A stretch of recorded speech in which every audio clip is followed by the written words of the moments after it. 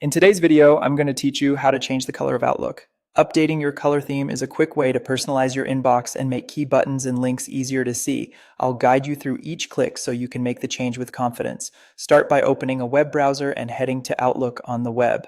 If you're not already signed in, complete the sign-in so you land on your inbox. Give Outlook a moment to fully load so the top toolbar and left navigation are visible. That ensures the settings panel opens correctly in the next step. Now look to the upper right corner and click the settings icon, which looks like a small gear. This opens the settings panel on the right side of your screen. If you only see a compact list labeled Quick Settings, scroll to the bottom and select View All Outlook Settings to open the full settings window. That broader view gives you access to the options we need for theme and color. Within the full settings window, choose General in the left-hand menu. General is where Outlook groups controls that affect the overall look and feel of the app, so changes here apply consistently across Mail, Calendar, and other Outlook areas you use. Inside General, select Appearance. This is the place for theme mode and accent color.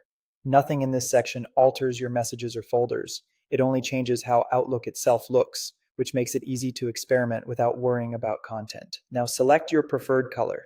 You'll see a set of color swatches. Click the one you like. Outlook updates the accent color immediately across the interface.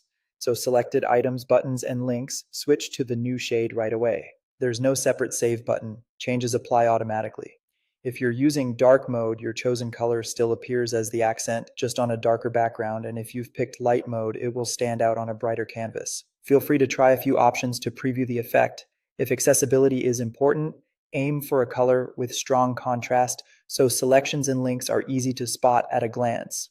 If the new look doesn't appear on another open Outlook tab, refresh that tab and it will match. Keep in mind that some work or school accounts may have admin policies that limit theme changes. If so, the color choices might be unavailable. Otherwise, that's all there is to it.